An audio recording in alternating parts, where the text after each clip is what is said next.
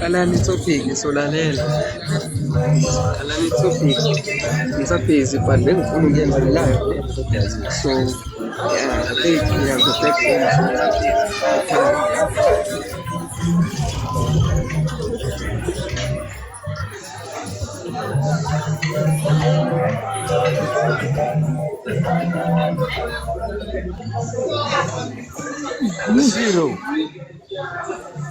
Zero. Ngikhona but angikhona ngibhizi. Kunomsindo ngisangiqale live because ngiyazi there's a lot you want to talk about. I-platform. Nombala topic solalela. Zero.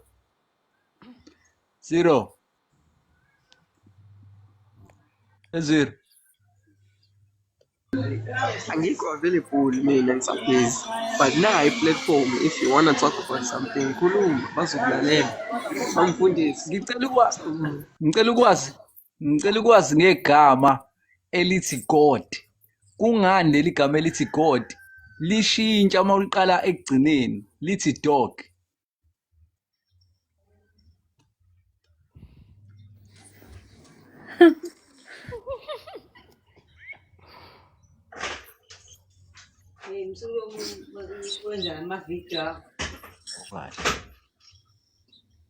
Awukahle.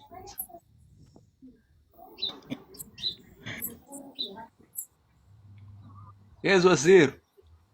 Kungani leli gama elithi God uma uliqala ekugcineni lithi dog? U-Zero ngathi ubechaza ukuthi siphendulane sodwa shothi yena ngeke ezekhuluma. Yeah, sendiswa yeah yena into ayishilo. Kodwa ngathi akukho serious yazi nenkinga eserious kanjani eCountry kunokuthi singakhuluma izinto zo God no dog. Iyona nto lalela yabo leyo nkinga leyo iyona nto yenza ukuthi abantu bangahlakaniphi ekhanda. Bathandazana noNkulunkulu wase-Egypt, bathandazana noNubas. So Lord of creation like yayibona inkinga mina mfowethu ne kodwa lento ukuthi uNkulunkulu wase-Egypt like yiphi proof onayo mhlambe nathi yakwazi ukuvuleka bafo khona istatue isithixo sase-Egypt esinekhanda lenja. Balo vusa topic ebheda nje namanzi. Balo kukhuluma into ebheda. Ziningi nje ezibalekile ngakhuluni. Mase nilise Lord of creation manje. Ngathi bamkhiphile. Oh. Mina ngithi sokhuluma ukuthi ama-Palestinian azokondliwa kanjani njobe la. Nango Budget yama-Palestinian Yeah, ama-Israel already bamfundisi wahlelele. ngivumelana nawe ke lapha yabona lento amaPalestina le Sanibonani. njengoba uzero inkinga eshilo i-distraction khona into ezoyenzakala. Sanibonani. Hello Mapura. Ninjani? Siyaphila kunjani? Siyaphila. Guys, masikhulumeni ukuthi kanti le G20 ngoba nama amaPalestine afikile and siyabona ukuthi this is a distraction.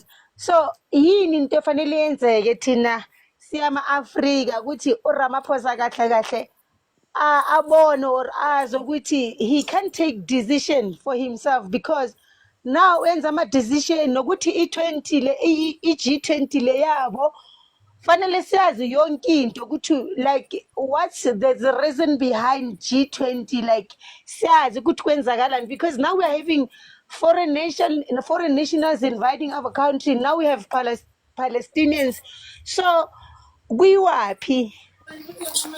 Hello. Hi, sanibonani. Yebo, Ninjani? khona njani ke? Ngiyabonga ukuthi ningifake. Yeah, wona lento amaPalestina nesicelo Paul yabona lento amaPalestina ufile 100 bani. Umuntu wakho owakhokhela indawo futhi ozobawondla nangokudla. Uba lo i-founder ye-Gift of the Givers. Yes. Yeah, Yes, uye.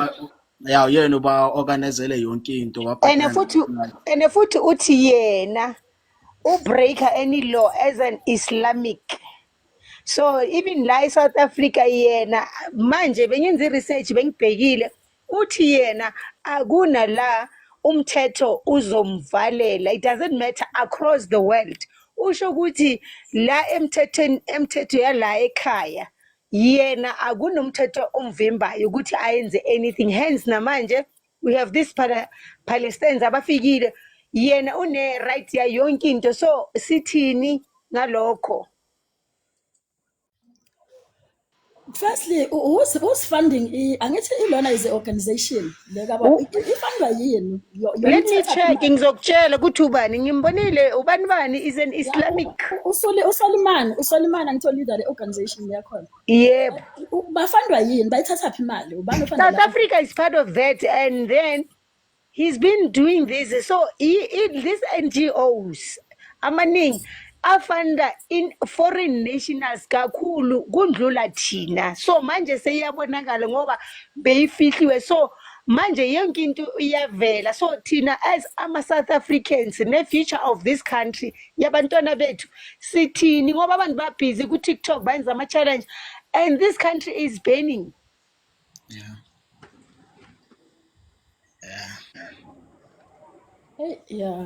Hey, yazi mama ibhlungu lento ekhulumayo iphuze elihle kodwa nibhlungu manje. Izinto ezicontradicted yo. Exactly. And manje there are things ezenziwayo la eMzansi. Ngenhloso futhi.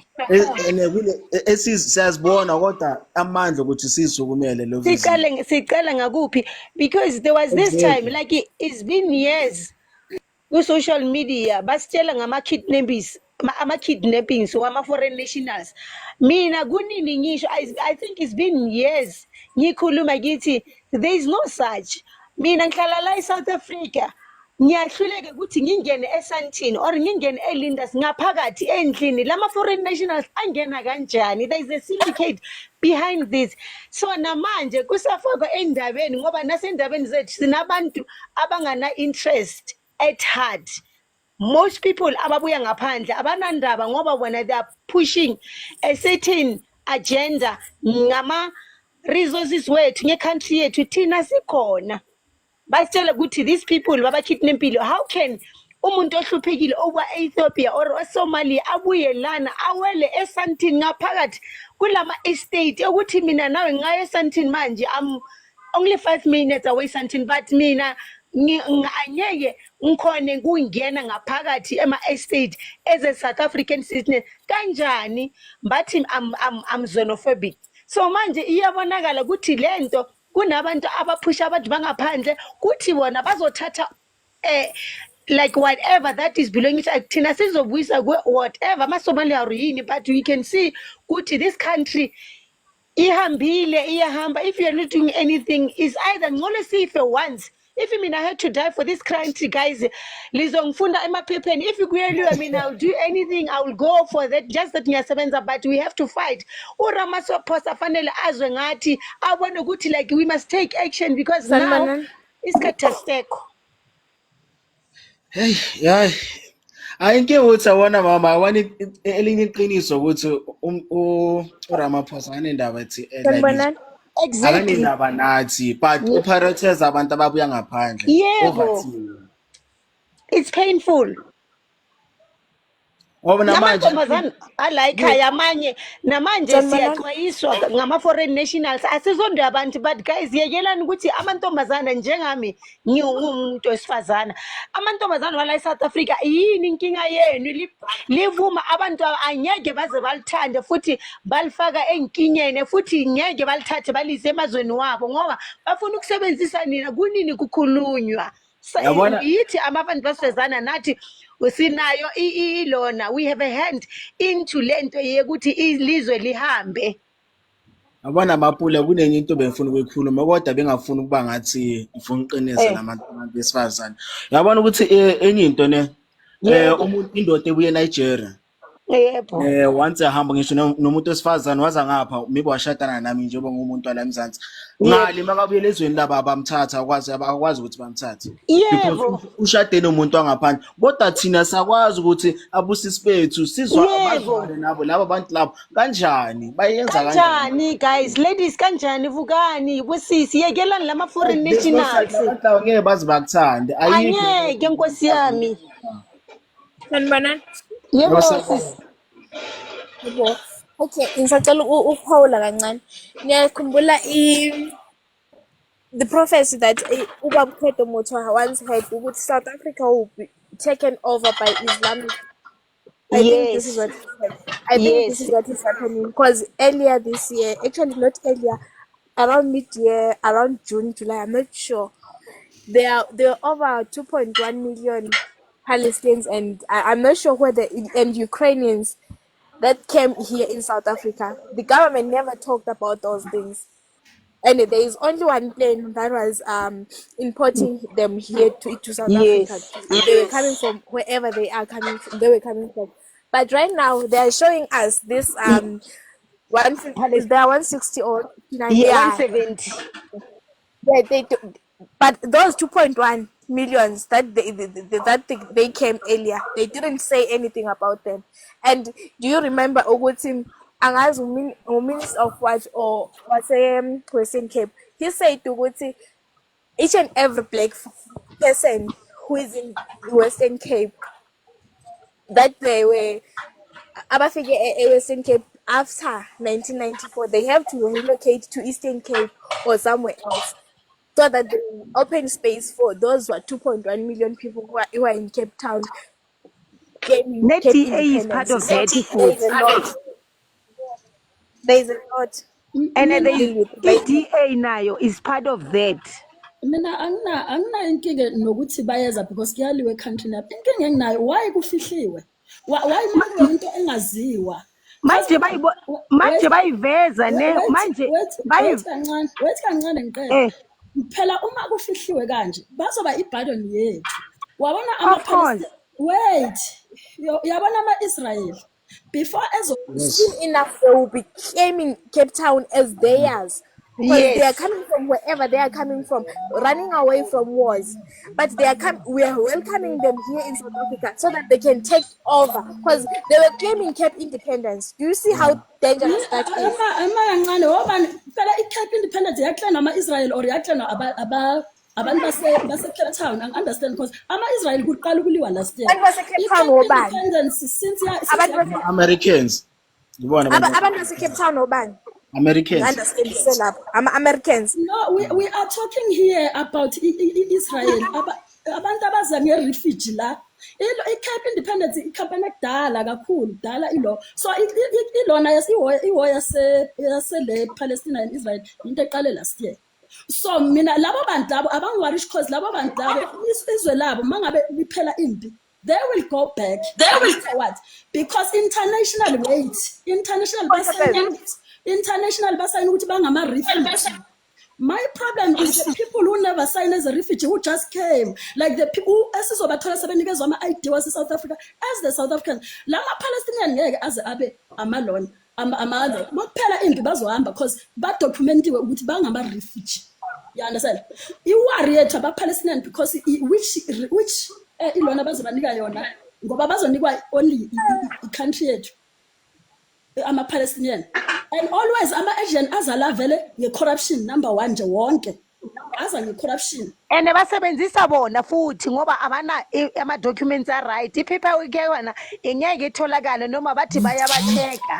Exactly. These Israelis, though, but angisho ukuthi bagood vele basile, but labo osomabhizinisi bane-identity from ilona yabo, bane-identity vele bazela nge-identity ukuthi singama-Israeli. This is what we are facing in our country. Then i-government yethu kuyomele makuphela iwowa elosi bakhiphele bayohamba nje bengathandi. I don't care ukuthi i-Cape Town izolitheni kubo but bazohamba. Abantu abangeke bahambe mina aba-dangerous ama-Palestina because awana ama-identity number 1 from as they fly, which is labo bantu labo it's easy ukuthi bangaba ama-South African. Njengoba into yabo nje ihamba phansi kwe-carpet futhi kuqanjwa manga kuthiwa baziyo oRamaphosa bagqiqa lapha bethatha i-Israel beyisa kwi-what ICJ today abasawazi lamalokuzana lama-Palestinian ukuthi aze kanjani but yibo abahlale begqoke iy'khafu zamasimba zama-Arab amasimba la abantu abathanda ukugqoka iy'khafu zama-Arab angibafuni kahle kahle because abazazi ukuthi bafunani. They don't know ukuthi ba-invite ini uqinisile lapho. Yes. Because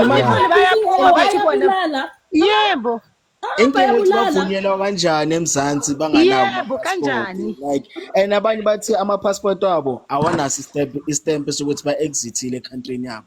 So manje babavumela kanjani la eMzansi baze bahlale futhi kodwa uma kuthiwa umuntu waseZimbabwe noma eMaputo uzela ngana-passport yaboshwa why bangayenzi the same from lama Palestinians? Mina like ngifuna okay but nakubuta ukuthi like distraction ye-G20 guys labantu babalethe ukuthi bavele babonakala ukuthi sinakane nabo bona babe busy ngendaba yabo le ye-G20.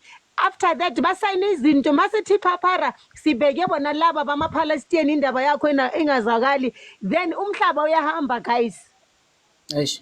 No, ukuthi kuphakama ama-organization eSouth Africa kubuzwe uRamaphosa ukuthi yini if ilo yakhe i-idea yakhe ngalama-Palestina because real ayangiwarisha ke wona Exactly. Palestine sinama-Arab phela lawo number 1 sinama-Arab amaningi vele already la athengisayo bonke la nto abama-Arab labo bosomalian laba into ezizodwa leziyana Yes, but guys, angicabanga next vela akunonje identity system abantu ba-enjoy umnotho wethu mina manje emsebenzisi ibhadala ama-tax noma ngathi usebenzisa i-overtime i-tax yakho nekushaya ngale isalary yakho iba right mase ifika lapha phansi u-taxman uyayithatha abaramaphosa bazenzela ney'ngane zabo nemndeni yabo thina sizolokhu sikhuluma fanele sithathe i-action if iyasha i-South Africa let it be guys. But guys, do you even believe ukuthi is the president's decisions that are happening mhlambe upresident akusuye uRupert wazi bani ngoba nayo uRamaphosa ngathi uRamaphosa like is just a puppet. Ungathi is a puppet agent esebenzayo nje. Yeah, ngoba South Africa company yona. Kodwa uyabona uthulile izinto ezenzeka uthulile yeah like honestly I even went to his profile ngithi like why what's going on Ramaphosa we trusted you so what are you doing? Cha mina ngazange ngimthembe Ramaphosa. Mina ngiyamtheka I don't care ngiyamtheka. Mina ngiyaya kuye ngimtshele ukuthi President, tell us what's going on. We want to know. You are doing things alone.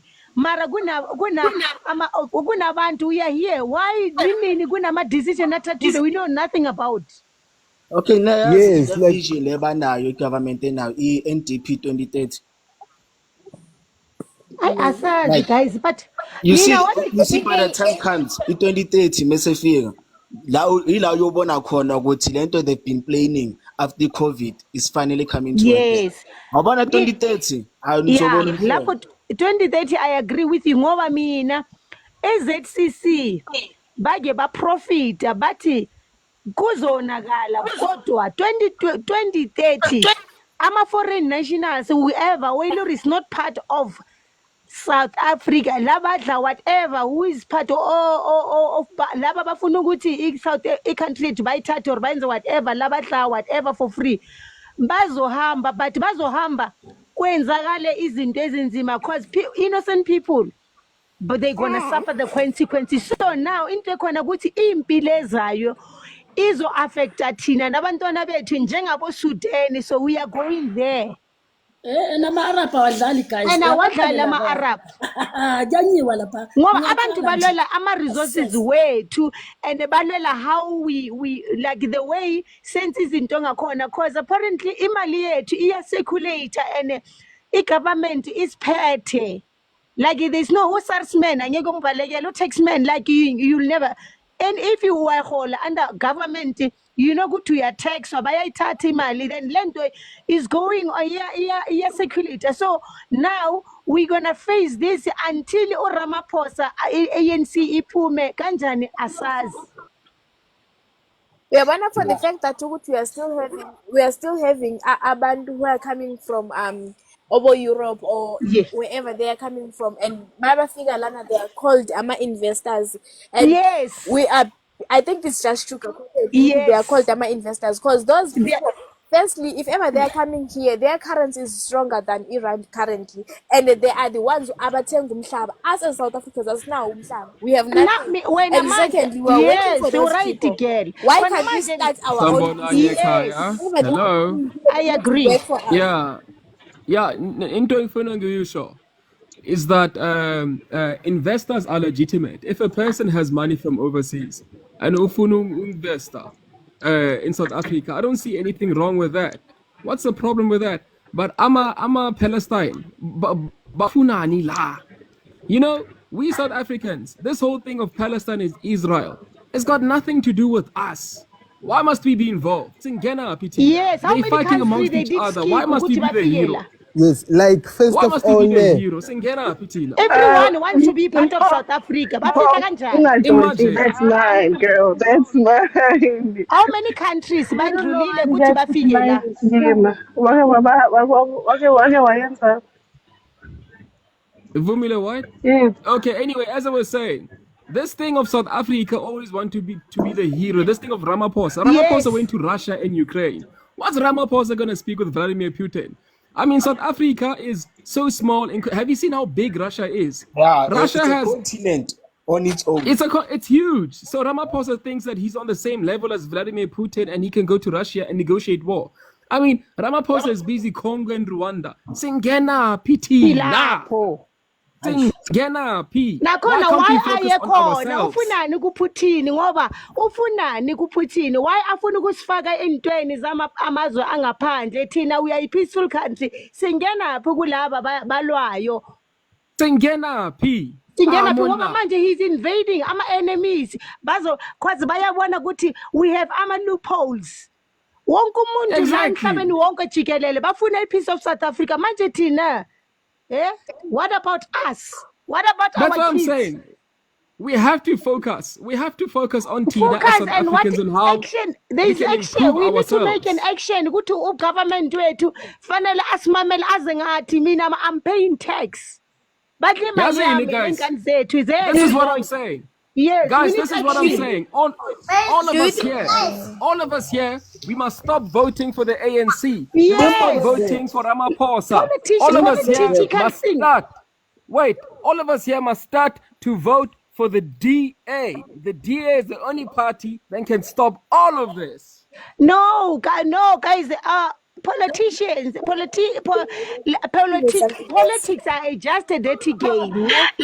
Now we need asafuni lama party akudala ngoba laba bakudala bakwazi ukuzidlala at least isifuna abanye administration has to change fanele kahle every 5 years kungena iparty entsha ize whatever neza ngawo sibone bachangechana ngoba abo ANC bafuna ukuziphatha njengabo Mugabe khona manje uRamaphosa nawo hleli akenzi lutho ANC from 1994 uyenzeni la ilizwe imali ziyahamba abo Khephatala bazenzela igebengu besidlala ngathi we can't even walk peacefully in our country, but we voted for freedom. Where is that freedom?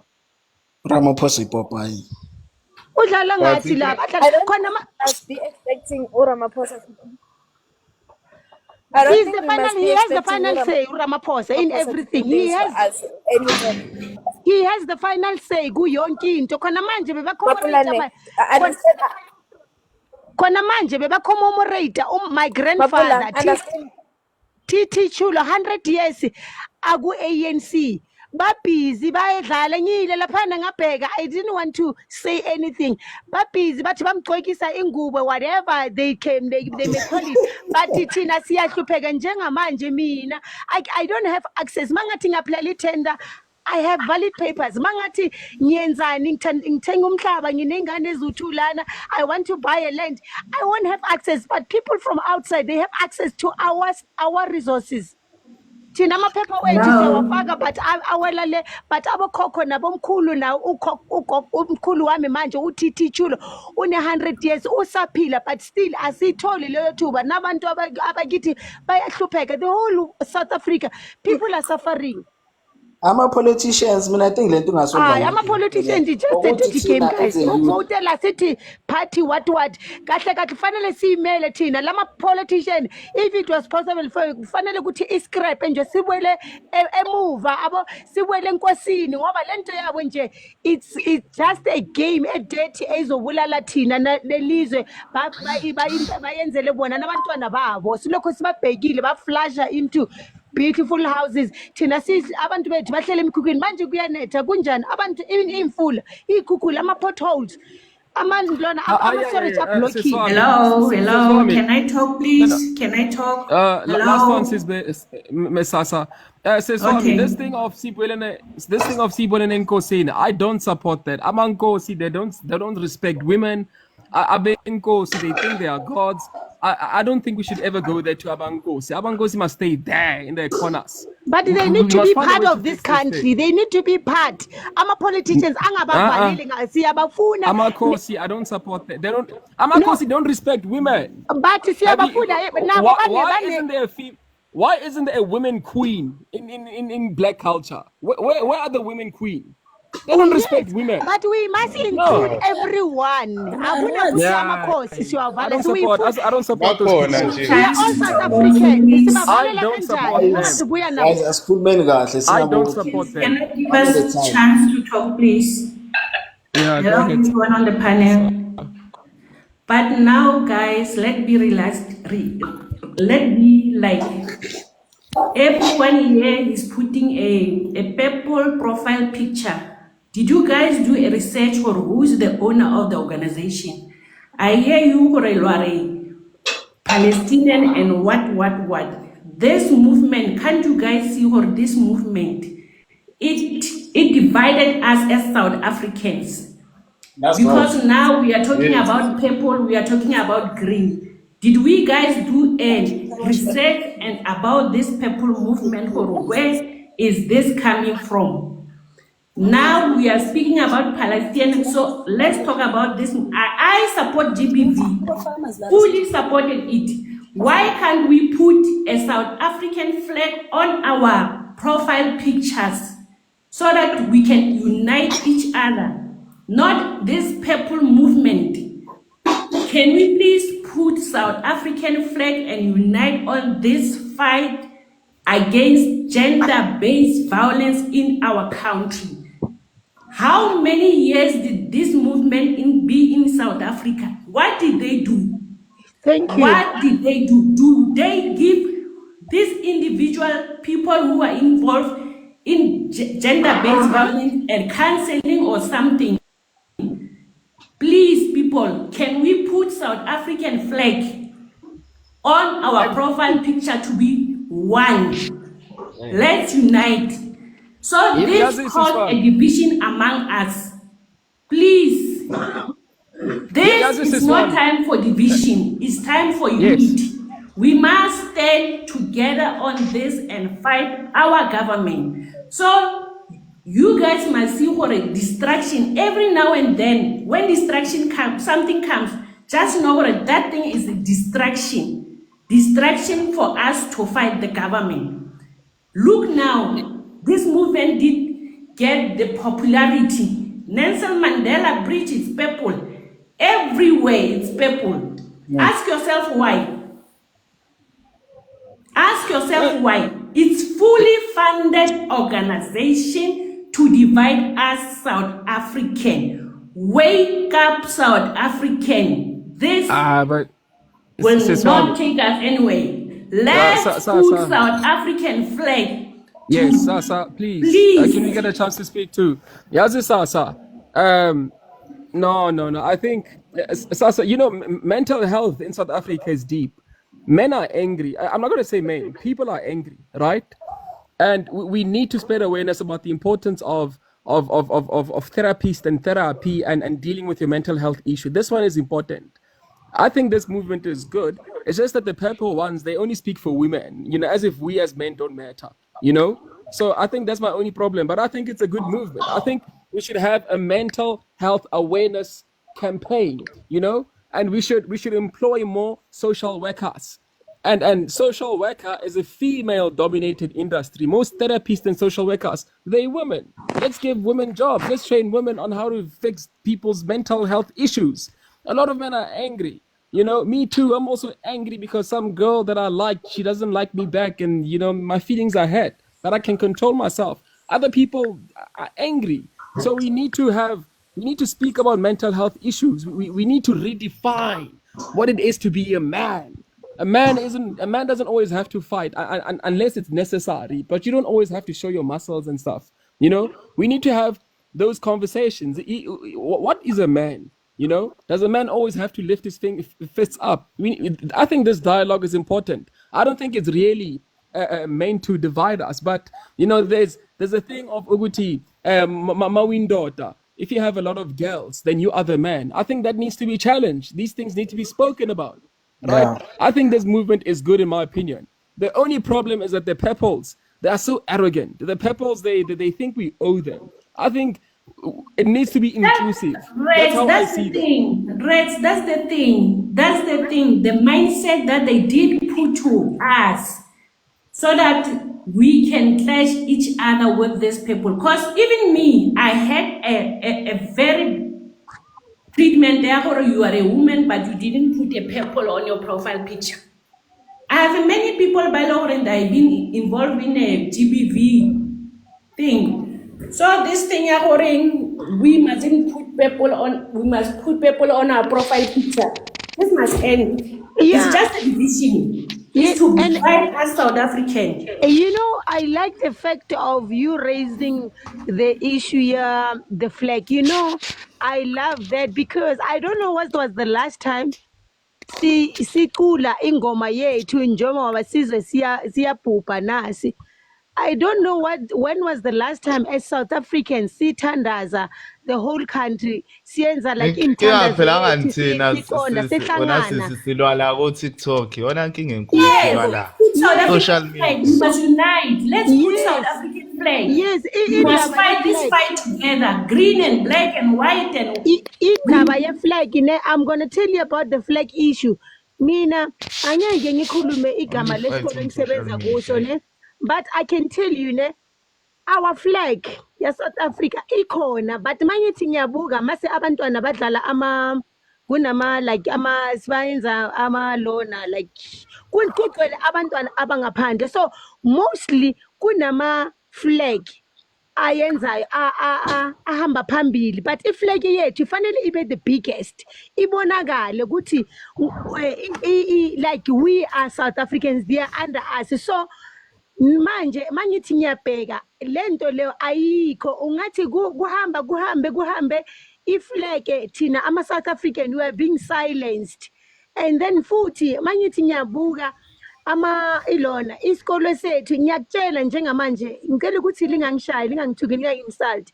We have uteacher obuya eZimbabwe uteacher abantwana bethu, mina ngumpedi but uteacher kanjani isiZulu, yena abuye eZimbabwe uwenza kanjani lokho, ubafundisa ini guys?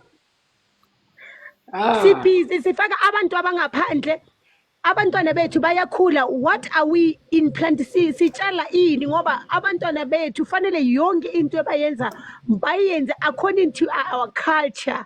So kunezinye izinto guys, nani futhi abanye liyafundisa libhizi lifaka nabantu bangaphandle lidla ngabo, liyakhohlwa ukuthi libulala abantwana benu.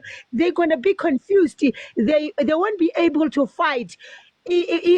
umhlaba wabo like eSouth Africa because alibanikezi indlela right nathi as ama-South Africa okunye sibeke imali guys sifanele ukuthi sime kancane siyafuna ukuphila sifuna imali sifuna ukuba ney'moto sihlaneni mara what are we sitshala ini sizovuna ini kusasa uzobe ulele emathuneni ingane yakho ehluphe kwibheki ungakwazi ukuthi uyenzeni umsize ngani ngoba uwe wami ufida i-poison nani liyavuma kulama department elwaphethe you guys need to go back lenze izinto kahle.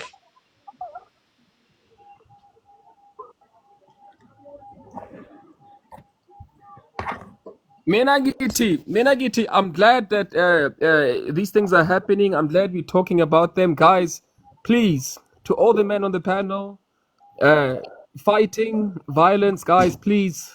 I love my brothers, but guys, I'm guys. Let's what is a man? A man respects, a man protects, a man accepts defeat. A man doesn't get angry and hate people, and especially women. So to all the men on the panel, please, and you, the women, the peoples, stop accusing us and swearing at us.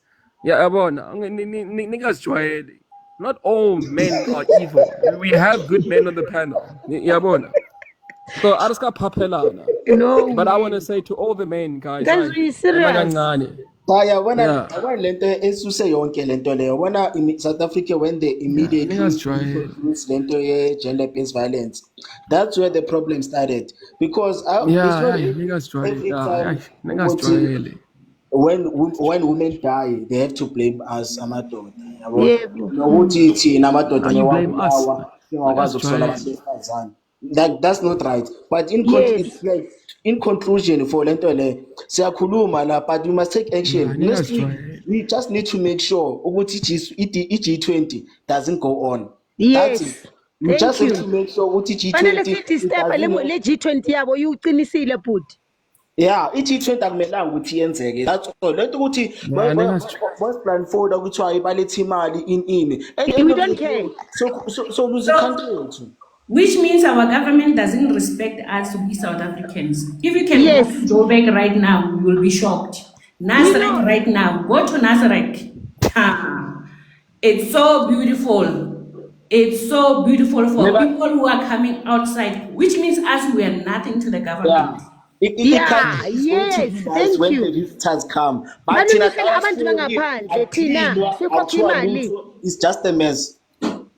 Balungisela abantu bangaphandle why bebangalungisi lonke zesikhathi for thina sikhokha imali ama-tax why bebangalungiseli thina balungisela bazobonisa imhlaba mara thina what about the citizens of this country guys thina sikhokhela sivuka ekuseni uhola isalary kayi-1 i-tax iyayithatha bona they're enjoying. Guys, our system is so low. This is so sad. How can a flight come in South Africa without people banning the document moting? And they know nothing about it. Yeah, can us here in a panel book a flight and go to Namibia or Zimbabwe and land there? Will not be able to land. I'm telling you. Yeah. We won't even touch down. So these people, they think we are fools. We are stupid. These people knew the flight is coming. So now they are saying for humanitarian and what. All of them. Guys, people are in the shack right now. It's raining. It's bad. But we don't have those people who are going with blankets and food to give those people food. But now we have to take our taxpayers' money to provide for people by loan but and also, imagine who's going to take care of them. Those people who are going to take care of them, why don't they take care of the people that are already suffering in South Africa? What resources are they going to use? That's the question. What's so special about the Palestinians? For me, I feel like something went wrong at OR Tambo because first flight Barry again for OR Tambo, we didn't notice it. Or someone by Habamufa envelope that day. So that's why this thing was leaked. Because corruption is everywhere in South Africa. Now, Madanga Commission, no one is being arrested. So, which means someone was supposed to be paid at OR Tambo. So he said, these people are not paying me. Let him leave the second flight again in OR Tambo. Yes.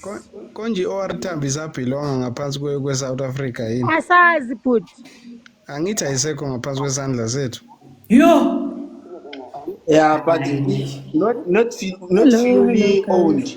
Like it's half.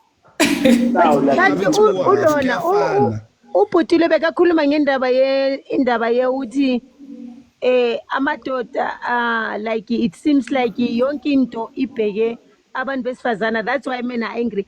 I think mina South Africa bafanele bayenze equally. Amadoda nabo bayaphila nabo bazobuhlungu kunamadoda ahlukumeza abantu besifazana la ngaphandle. So mase bayenza lezi zinto njengalezi, mina I wanted to open a party la khona ngizokhulumela amadoda mina njengomfazi. I wanted to open a party only for men ngoba bona manje basebenzisa thina ngoba they ukuthi thina abafazi mabathi abafazi siyasigijima ngoba bakhona ukusinikeza amaswiti ngoba sinebheke abantwana kanjani siye lapha Ngakho-ke yazi uyabona yiyo lento lena nami enginganelayo. amadoda nawo ahlukumezekile guys. We need to take that note. Sibaphakamise sibabuyise isithunzi sabo sibuye amadoda labantu ibaba beingane zethu ibaba belizwe. Me and a male and female bayimaka this world ukuthi ihambe bona kufanele sibabheke noma guys. sizokhuluma nge-solution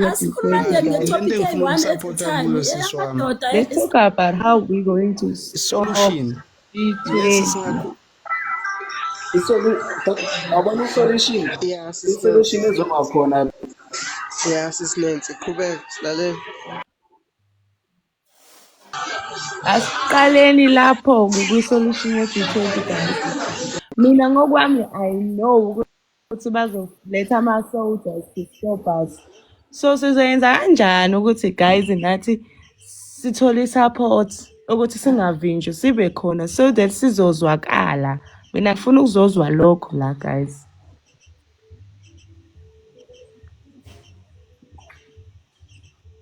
Sacela ukukhuluma ngoba akekho okhulumayo.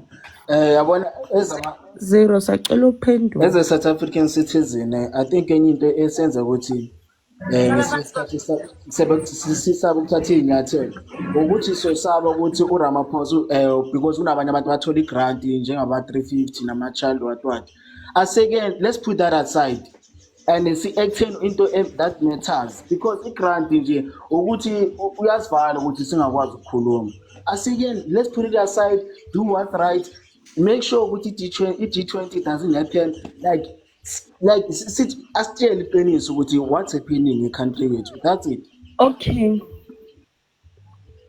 Yeah, mina ngiyakuzwa ne, but sizoyenza kanjani ukuthi i-G20 ingenzakala because kunamasoja bafethu and now bonke labo president abazofika la banamasoja angaphandle futhi akhona. So leyo nto mina ngifuna isolution yaleyo nto because that's the main issue. Sifuna ukuzwakala ukuthi mabefika la bengasithathi bese mhlambe 5 kilometers away singafiki khona. Ngeke beze besibone nokusibona ngabantu abazofika.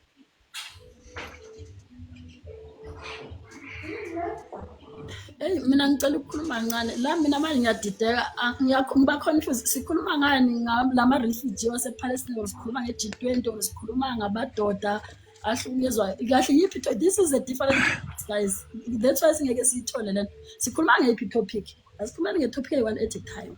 So angazi zonke manje zifike kanjani. Ama-Pakistani guys ingathi it's a distraction. Sorry guys, ama-Pakistani it's a distraction. Let's not talk about the distraction. Asikhulumeni ngento eyi-problem njenganamanje. I-South Africa yonke sikhalela ukuthini ukuthi guys kune-corruption engathi i-tax iphezulu asinayo imali. There is rand manipulation. Ileyo thina into esiyilwelayo right. So asiqhubekeni simiseni i-G20 asiyekeni ukukhuluma ngezinto ezingeke sisisize. Yangizwa sisi. Yeah, angithi i-G20 ngiyaqala ukuyizwa like sisepage neli-1 sonke ukuthi i-G20 i-affecta ini and then bese masasithola ukuthi i-affecta ini then sesiza nama-solution why. Yeah, understand because angithi mina ngazi mina angani ukuthi i-affecta kuphi i-G20 because angithi ke yenzeka iqala i-G20 angithi ukuthi kube ne-meeting Hawu, ye-G20 shuthi sisubungamlandeli ku-Zero. bengamlandeli Uyamlandela sisuri Zero yazi kunevida kayikhithile gcina. no sisi asikhulumeni Yabona manje. kushuthi we are working backwards masizofile futhi sizochazela wena la. Oh asiyekeni ka no mina ngizolalela you can continue ke mina ngizokuphathisa Lento le be pointless ke. Ay papa yini guys.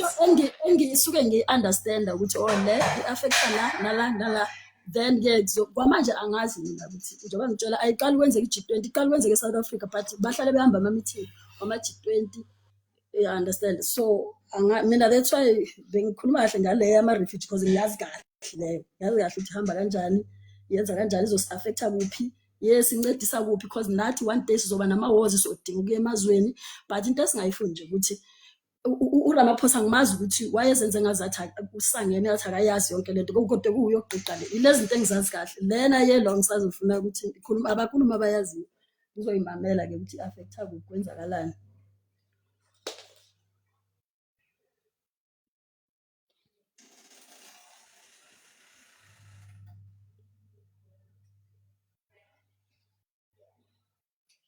Well, all I know about i-G20 kuzosolve indaba ze-trading ukuthi kuzotradewana kanjani unje la eSouth Africa ngibona athi silekha ukuconsulta to abantu abafanele yabona ama-economist ama-mining economist ama-trading economist eSouth Africa yazi kuvele kukhuluma umuntu nje odokotela asuke azokhuluma indaba ye-economics uvele uxakeke kusuka kanje ka ongakazi afunde oyifanela nami azokhuluma izinto zabantu la uconsulta abantu abafanele abantu aba-responsible to izinto lezo for example if health sifunda odokotela bakhulume phambili hayi sifuna i-politician if kuza ku-economics ama-minerals what sifuna ama-economist because yibo labo bantu labo abayazi ukuthi njengoba sithi yasirobha i-West isirobha ngo-1 2 3 sikwazi ukuthi sibe nezinto ezibhalwe phansi ukuthi okay sesisho manje into nje eshiwo i-politician mayime ngaphandle mawuthi ayibhekisisa i-politician yakhona mhlambe yenze nje i-HR esikoleni yenze i-business angazi futhi ingcono ne-business management at least iya-attach ne-economy kancane umuntu uzenzela i-nursing or ini omungakenze lutho just because ukwazi ukukhuluma zwakale then next thing so mina ngiyaxakwa ipolitiki eSouth Africa ukuthi ihamba kanjani because whenever ukhuluma nge-health system fanele kube nodokotela lapha abakufakazelayo ukuthi yes ngamampela lana la kurongo ngiyazi because of mina ngifundela ukuthi nokuthi you understand sikuzwe ukuthi ukhuluma ngani you understand manje sisuke nje sizwe nje umuntu ekhuluma kakhulu bese lo muntu lo uyakhuluma manje siyamsupporta yasiphumeni somvotela eSouth Africa kusetshenzwa kanjani that's why ubona masebemvotela umuntu nakasasi seke sangena ikhanda why because vele nje nina vele namlandela nje ngoba nakho ukwazi ukufusegisa ukwazi ukwethini ukwazi ukumemeza then seniyamlandela so mayifika vele lapho uzofika budget system budget unless uzofana lo government waseZimbabwe ke ukuthi ke uzosangishiba next thing angasazazi indaba zakhe bese abantu bephuma ke sebegcwala umhlaba wonke behlupheka why from the beginning mayiqala lento azange sisondeze abantu abazofakaza ukuthi mina ngifundele lokhu mina yemi economist ngiyazi vele ukuthi la sirojwa la and kumele silungise la ya understand kungikhulumele mina nje manje angithandi ukukhuluma ngezinto ezifana nalezo zama-what 20 minerals what ngalalela nje ngaphuma futhi ngihlike la ngisezansi because Angithi manje lento ekhuluma ifana nalento ukuthi i-minister yethu our minister of finance I don't think ukuthi he's qualified ukuthi azositshela ngezibalo ukuthi umnotho wethu uhamba kanjani like he doesn't uzwangithi laba bathi basuke bekuthathaphi inkinga izoba lapho phela ukuthi uminister kahle nepresident akunankinga ukuthi bangabe ngeke ufundele zonke izinto just because you are a president or you are a minister noma ngabe incane imfundo yakho but into engikwazi ukuthi uqasha abantu abawazi umsebenzi for example uma minister of health kusebenza odokotela uconsulta kodokotela ukuthi lento is proven right because of banalo lwazi you understand economy economy of minister ngisho kanjalo kumele a-consult kuma-economist ukuthi wona athi lento izo affecta lana la manje kuyisukela umuntu nje ofuna ukucontradicta yonke laba abantu abaphansi just because uyakwazi ukukhuluma uyabona hawu uyalandelwa ngempela mase fika lapha sibethi qamba manga asisasebenzi nawe suyi-president bese uyaqala uyakhamisa usuzobanikana abantu because from the beginning wasupportwa ngamanga into eyenzeka eZimbabwe leyo Balekile uconsult abantu abayaziyo into bakhuluma into abayaziyo iprove sifundile manje South Africa kufundiwa 6 days ukuthi kumele manje silalela ukuthi abantu bathini uyafunda noGoogle ukhona ukuthi okay njengoba ngitshela ukuthi kunama economists mining economists trading economists what economists labo bantu labo bayazi ukuthi kahle silimale kuphi manje senze ngazathi asinabo abantu abafundile eSouth Africa but just because igovernment ANC bapusha away ngoba isuke yazi ukuthi labantu laba bazokhuluma amaqiniso baphushela away bababizana abo Ramaphosa I'm sorry not abo who's the guy uMalema babiza ama clever blacks phela manje ama clever blacks uyakhuluma labo bantu abafuna abantu abafundile abanifuni nje banifundile ayivele uthola umsebenzi because nina nizokhuluma amaqiniso eniwafundile esikoleni ukuthi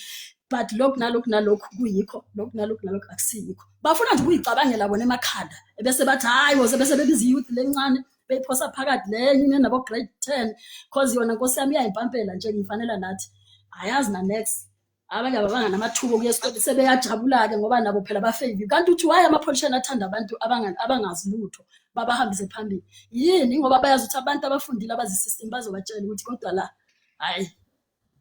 hayi so mina that's why ngingafuna ukuthi into ngayehla ngiye lapha bengikhuluma nje lelo abantu ababeza la because leyo izos affecta shini izos affecta kakhulu.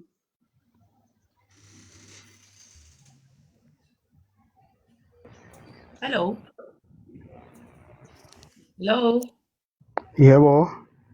Yebo ngingangena uAyanda ukhulumayo. Ngena mama. Alright baba.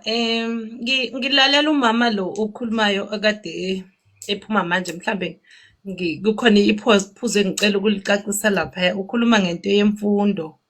Ngicabanga ukuthi isikhathi esiphila kusona akusona isikhathi sokuthi ulwazi oluphusile lungaphuma ebantwini abafundile isikhathi abantu abanolwazi because lesi sikhathi angazi mhlawumbe abantu abaspiritual will understand me ukuthi ngisho ukuthini this is not a physical war as ngalendlela abantu abayibuka ngayo guys this is a spiritual warfare but now kancane nje sis before yaphambili ngiyaxoxa ukuphakamisa ake ngithi uyagula uma uya esibhedlela ungafisa wena ukusizwa umuntu udokotela ilo ufundile obuye university noma ungafuna ukusizwa yimi mina engigugulile which one you can prefer mangabe nje ungathi nje uyagula manje ufuna udokotela nombala ngaba udokotela kuwe or ungafuna udokotela ofundile na.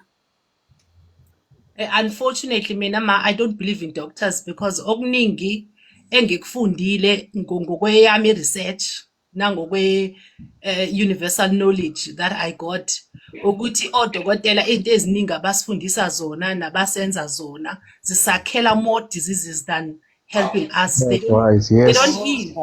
Awuthi ngibuze ngothisha ke umntana wakho ungafuna afundise ima ngilinde ke sithanda sami ngilinde ngiqede.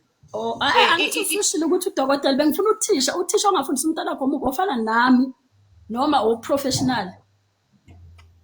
The kind of let me tell you okay education esiyisebenzisayo in our country ile esinikwa isitha sibiza kanjalo u0 hallelujah so education system u80% wayo is rubbish. That is why abantwana bethu bengasebenzi namhlanje is because bafundiswa nonsense. I'll give you one example. Kuthiwa umhlaba uround, we have been teaching abantwana, we have been taught ukuthi the earth is round and only to find ukuthi manje umhlaba is flat and standard, it's not moving. That is a reality esiphila kuyona because of the kind of education that we're given by the colonial system. So abantu mabangabi ignorant ekuthenini ulwazi nokuhlakanipha kuyaphuma kunoma ubani efundile engafundanga depending also come to our spur at Manzimtoti depending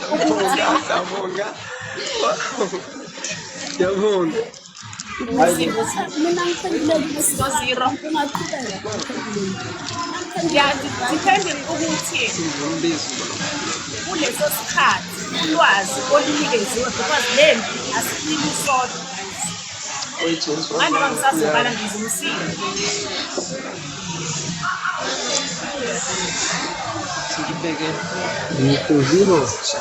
angazi uma ngiyazwakala yini. Yeah, so mhlawumbe angiqhubeka nganoma usiziphendulekile yini. Ngiphendulekile isithando sami ngiphendulile right. Yeah ma. Okay. Ngibuyeke manje, ngibuyeke ngizwe la. Nami manje ngiyizwe uzilo kusemsindweni la indawo zidala. The separation that has been caused amongst us as blacks, njengoba ngilalele ngezwe ukuthi abantu bakhuluma ngokuthi abantu besilisa abanjena besifazane nabo bafuna lezi. This is a distraction that has been orchestrated by isitha ukuthi at this time focus ekuthenini abantu besifazane abantu besilisa ukuthi sihlukane phakathi because colonial system has been using this strategy to phakathi. So manje ngokukhombana ngokuthi siqhubeke sikhombana senza exactly what the system wants. Kufana nalento yokuthi abantu babe focus ebantwini bangaphandle ukuthi ama-Africans lamazayizayi this and that and that. That is nonsense. Abantu bakuthi kufanele bahlangane. This is the time ekufanele ngabe sisebenza kuyo as Africans because isitha ifuna ukuthi time befika la bezoklasela bafike thina sisikhungule eqala sisodwa bathi bebulala abantu ngalesi sikhathi bona abantu basebeqedene bethu. But we need not to allow into yokuseparate singabambani ngezandla akungabi khona umuntu wesifazane kungabi khona ndoda asibe yinto eyodwa. Into yama-Pakistan I totally agree ukuthi it's just a distraction. The distraction ezosenza vibrate very low in this country and focus on the wrong things. Oh wait, if guys go and try to stop the summit, you are going to be sacrificed because you think the people that you are going to fight there are ordinary human beings. Those people are not ordinary human beings, and they feed on blood. So mama take it because bona bathola indlela yokuharvest energy zabantu and live abantu kudla badla blood. So mina I would advise abantu bangani ukuya nizobona ukuthi kuzokwenzakalani. You can go and be part of it. I hope well said, Siswam. Well said, when I Siswam Ayaz. Very well said. Yes, guys, Molweni Mzansi Africa. Yes, guys, if we all listen to the video like a zero, the current one, guys, I heard all of the issues that was raised on this panel. And I understand them. But now, guys, this is not the time and the moment to deal with them. So we cannot raise them. Why can't we wait up until it's the right time, up until we finished what we need to finish, guys? Why don't you take things seriously? And if Umdu has less information, why don't you keep quiet and learn from others that they know? Because you are misleading and misguiding other people who want to know about these things. This is a very embarrassment, guys. We have been told that these are the kind of distractions, not for us to focus on the matters that we need to focus on. But then we're busy like debating about the gender, about the gender wars, about the Palestine, about the stuff, as if like we were not informed. Hi guys, no, guys, please don't do this. When I'm this, please, if you don't know something, Siswam, there's nothing wrong. We also learned like that. Do your own research, Siswam, and then listen to the people that know. Please, we cannot do this, guys. We cannot do this, guys. We are losing. No, you are quick to ask questions when I see. You don't want to listen. You don't want to listen. Listen. I'm not done. Why don't you wait for me up until I'm done and then you ask? Listen, uyalwa angithanda ngilise ngoba I'm not fighting. I'm not fighting. You've been disrupting people. angangilanga No, umuntu uyalwa ngifuna you are not supposed to be in this panel, Wena, because what? You cannot listen to other people. And panel doesn't need people like you. Why are you fighting me?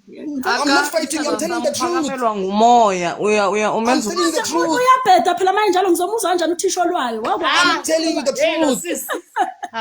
You are the problem of this panel, sis. Ayenziwe lento yenzayo. You don't do we are this. serious You apha don't sine do data this. zidata zethu ezi cela simamelaneni guys ulisa mina ubiza igama lami kumele ngibuze mama umfundisi asizumamela wena the whole day ungabizi The whole day. Just keep quiet. ukhanyo angabizi igama Why? lami khuluma ngumuntu akhuluma naye Okay, sorry again. Okay, sorry. apha asizuthi siso ngaphezulu kwepanel cela uthule sinikeni chance oh once he call my name I will respond. Tell you sorry Because you refuse to listen to other people, but you are quicker to speak. mina akazi ukhuluma nami elwa mina akazi ukhuluma Don't interrupt people. Must wait until people are done. lethu liyaphela silibelwa sodwa guys masizeni nesolution The way, my guy, I have much respect on you.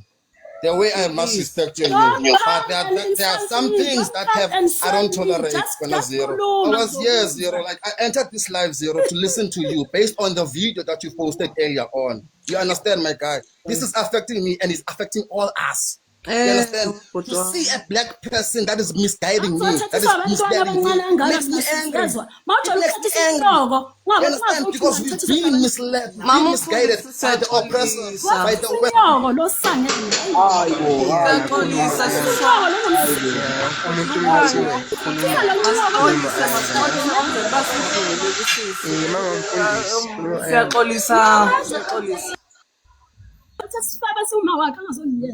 siyaxolisa kakhulu lo mfazi loyo lapha siyaxolisa sisicela sibambisaneni please guys hayibo siyadelela nje lo mama siyabonga but Lukhanya ngaqhubeka sizawunikela komnye sorry kakhulu nawe but okay guys mna ndiyabona apha kuthethwa nge-G20 ngendlela mele i-understand ngayo i-G20 ne izodestroya nje eMzantsi Afrika or izodestroy umhlaba wonke cause aba bantu sidla ngokuthi thina apha ezantsi sithi ngama-devil worshippers afuna utake over uMzantsi Afrika. So uRamaphosa ungomnye wabo, i-ANC ingomnye wababantu bafuna ukusilidishela into yobana masikhonze i-devil worship sibe ngama-devil worshippers sonke. I-COVID-19 yenza ntoni i-COVID-19 ebantwini namhlanje? Abantu abatofe i-COVID-19 banentloko bayagula almost. Kukhala ngento yoba abantu mama-detoxe bakhuphe ezaa zinto emagazini. Guys, ize nantoni le G20? Sifuna imisebenzi thina, sifuna izikills, asifuni imfundo o solve o X. Abantwana bethu it's enough. Sifuna abantu ababona kwamoya, sifuna abantu abazokwazi usiphilisa ngendlela eyiyo guys. Siyagula. Apha ku social media masiyakuzodlala, masiyakudlalana. So ngicela size nesolution, senze ntoni simatsheni okanye sithini sikhuphe uRamaphosa kwesasikhundla sifake bani?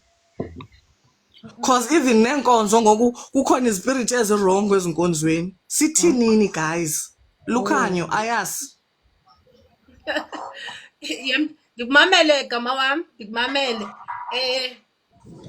Namhlanje ngirelease i-video ithatha ngantoni? Okay, angiyeke leyo video but ngifuna ukuthetha ngale point usike wakumention into ye-vaccine. I-vaccine guys njengoba yafakwa emizimbeni yabantu ine-nanomagnet ne that nanotechnology connected kubona lama elites ne abazothi mabeke bayi-operator bonke abantu abavaccinatile abanala eza nanomagnets in their blood bazo reacta okanye like babe out of character kube khona into ezifana nje abazenzayo ngathi ba programmed to do a certain thing okanye ngathi bayahlanya okanye kodwa khona indlela abazo acta ngayo engekho right yileyo nto eyayicushwe so asazi noma ezokwenzeka ngale G20 na Itathula bobunyana. yes so Masembo bunyishi. that is why I have been advising abantu abangifollowishayo ku lapha ku TikTok ukuthi they must use the pawpaw seeds. Pawpaw seeds, if you use them for 7 days, uwadla in an empty stomach, they detox as nanomagnets from your bloodstream. Uyayizwa lento ungawahlafuni, you just swallow them as they are. Mawaphuza enjalo, you are keeping that magnetism and a power yokubulala those nanomagnets in your blood stream. Ne? Guys, labantu bayihlele kahle lento. Bayazi ukuthi futhi you are going to go out there to the streets. Into engiyicelayo kunina abantu abala ake nizameni ukuhlanganisa abantu abamnyama na bebodwa. Bonke mangithi abantu abamnyama, I'm talking about African guys. Namanje ngithukile mangizokuthiwa ama Palestinians khona abantu abahambisa ukudla kubona niyagula la ekhanda. Obani labo? Obani labo abanake izinto abangazazi nokuthi zilethelweni la. Ababone lezo zinto lezo ukuthi badlala. Siswams, you are spot on. This goes back to all the people that are funding all these NGOs. You know our government system is fucking us. Because you're gonna ask yourself that where are these NGOs getting the money from? Ask yourself that where are all these NGOs? Where are they getting the money from to fund us? To find these people? Where? It's the system, guys. The same system that is controlling us is the one that is giving millions and millions to the NGOs. Do you understand? Just like what happened in the xenophobia attack. They divided us and they were the first people to go help who? The people that were attacked. Do you understand? So guys, when it comes to dealing with when you're dealing with the system, you have to you have to think. You have to open your eyes. Don't let anything to distract you. Then you tell guys, don't let anything to distract you. Otherwise, it's ayaz usanayo kahle siswami. Usanayo kahle. You know, one thing, guys, that I'm not in fear to say, I'm still not so sure about the benefits of the G20 summit. You understand? I'm still like on research whilst I'm in here because the reason why I entered here was I thought Zero was gonna give us solutions about the video he posted earlier on. You understand? What should we do? What should we expect? Just to communicate about those kind of things. Not going back into this gender thing. It's the distraction. They are dividing us, females and males. You understand? They want us to fight. They want us not to lose, like not to see people when you see women, or also women when you see guys. You understand? So let's be strong, guys, and unite. If you are unite, system is nothing, guys. If you all unite. Also, African people, guys, we must unite because we're gonna need them on this war. I was watching Ibrahim Traore's speech yesterday. That guy is not busy. He's not done with Burkina Faso. He's still busy on developing Burkina Faso. But one thing he concerns with is Africa unite. Because Africa is not united, it's divided. And he knows the cause of that. We know the cause, guys. Let's deal with those who know the cause. And I'm sad to say this. Ramaphosa has already resigned, guys.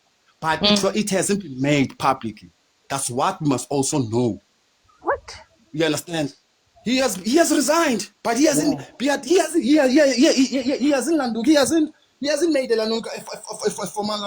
formal It's not a public official, yeah. Yeah, it's not public official, guys. He is resigned, guys. He is resigned. Tell me one thing. To ask me one thing, why is he there on the G20 summit? But he's a resigned president. What is he doing there? You understand? Because you know what? You see now, he makes public speeches now as if like he's going against Donald Trump. He's not going against Donald Trump. It's part of their game. They're working together. It's part of their claim, but he wants to be seen on media to us, as in, hey, Donald Trump is not getting along with Donald Trump. That's not it. That's not a lie. It's a lie. It's a lie. Because Ramaphosa knows, because by himself, he won't talk like that, but like to Donald Trump. I saw with Donald Trump, knowingly he is the biggest puppet. He is the lapdog of Donald Trump. You understand? We are not scared of Donald Trump. Instead, Donald Trump fears us, guys. He fears Malema, first of all, because he wanted Malema to be unalived. He wanted Malema to get arrested. Why does he want Malema to be arrested? Because what? Malema wants us to be united. Because Malema is distracting their plan. Malema is distracting their agendas. The points in your voices out. So how about we unite, guys, and speak one term about fixing South Africa, regaining South Africa. Let's learn from Burkina Faso. How do they do? I'm done, guys. You can speak. Oh, good look, Good look, ndingangena. I know, I'm done. So I'm all right, Buti. Okay, ndicela ukucacisa apha into yoba uba siyaqaphela into yoba siyi-South Africa emazweni ewonke Africa. They are mainly focused to South Africa, meaning there's something that is very, very important in this country abayifunayo ne seyibalile uZero earlier kwi-video yakhe izinto abazifunayo ne njengoba ubona ukuthi i-poisoning of our foods inzima kangakanani ezitolo weather yethu niyayibona ukuthi ihle they modify the weather sihlezi sinama are covered because we are not supposed to get the sun. Lalelani guys, angazi noba bakhona bazongi-understand that this is the end time. Nike nizokhulunywa ngento ekuthiwa i-end time. This is the end time where the earth has reached a point yokuzi-reseta yona. Bona they think they are going to reset umhlaba. Kanti abazi ukuthi Mother Gaia is going to reset the earth. Ngendlela yakhe. So they are fully aware ukuthi ilanga will be used. Ukuthi Mother Gaia ati get rid of them. So that is why they keep pumping get generators lamafu ahlezi ekhave inatsika umhlaba. But they are cooling off umhlaba une heat too much. They are trying to protect them. At the same time they are blocking those sun waves as recharge DNA yethu so we can remember who we are. The reason why we are fighting like this, we are awakened like this, is because we have been recharged. I-DNA uThixo wayifihla kwe-DNA into yempilo yethu ukuthi iyovela ngalesi sikhathi sikwazi ukubona ukuthi we are living under an illusion. We are controlled by people who are not humans. That's so true, Siso. I'm sorry. True, very, very true. Very, very true. If any one of you watches the movies, khona movie ekuthiwa we faced off ekuthiwa John Travolta no Nicolas Cage la kumremove ubuso bomunye buyofakwa komunye.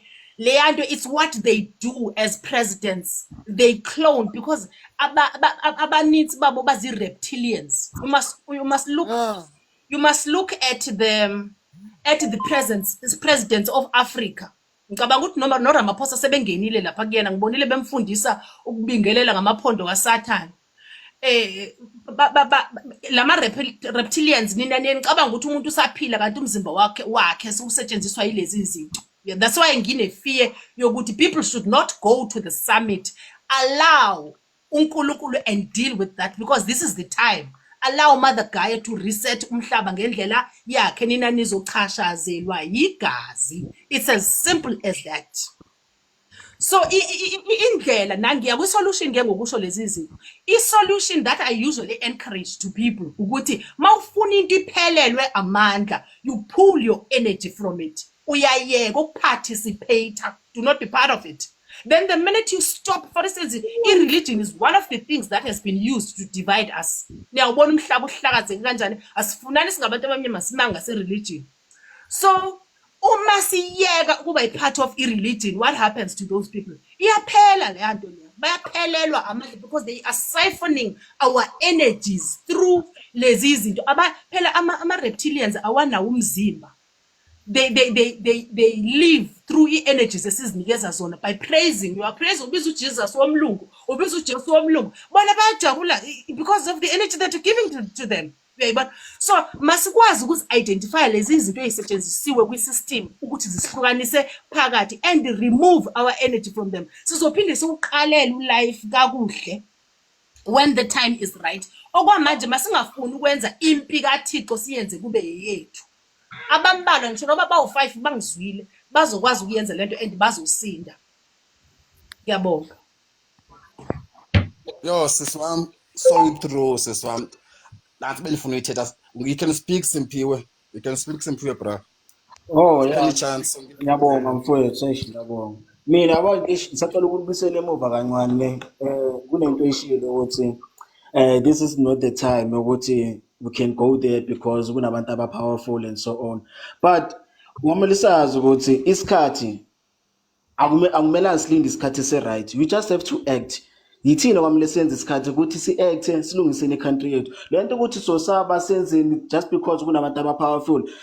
The white colony, the once a black person akwazi ukuhlakanipha. That's where they know ukuthi this race is a threat.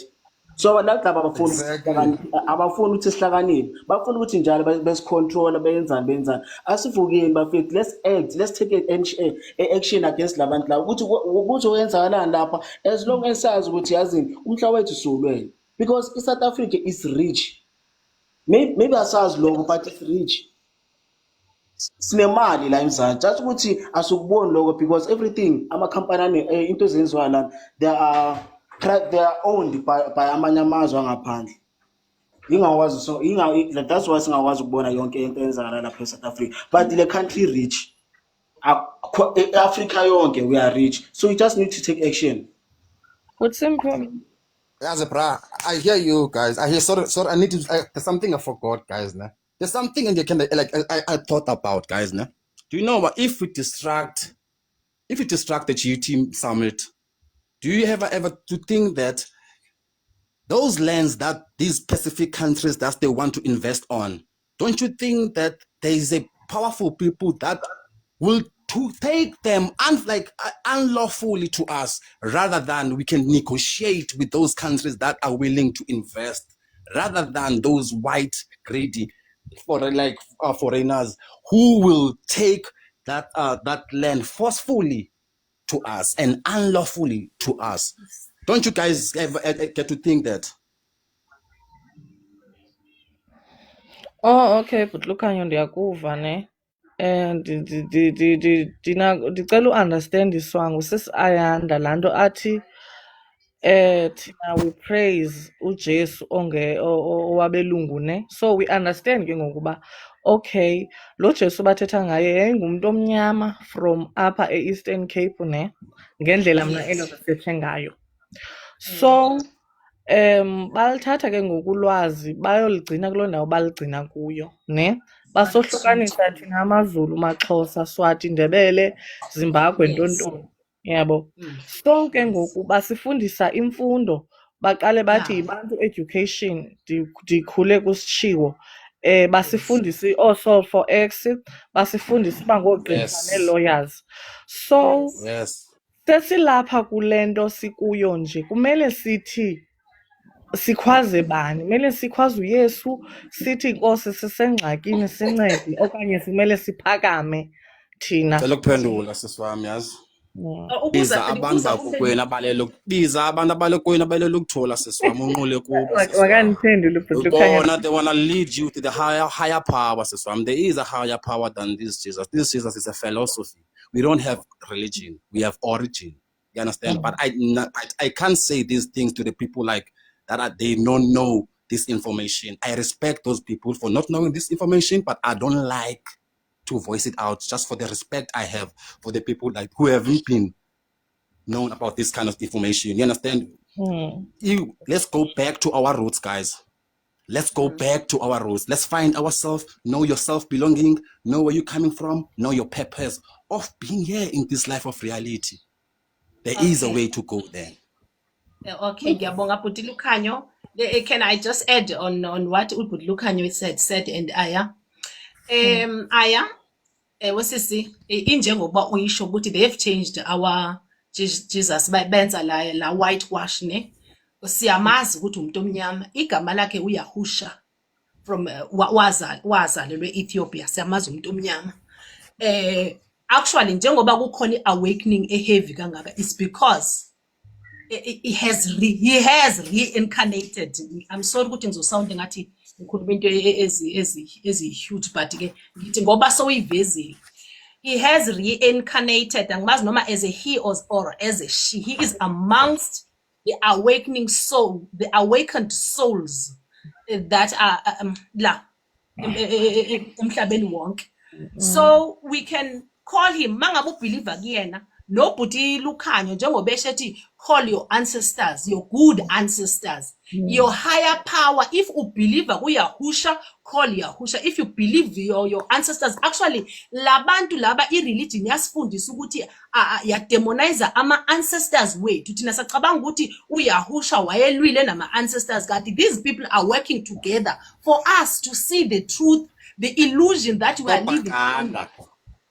Angizwa? Push propaganda. Yes, ba. They push Yes. propaganda.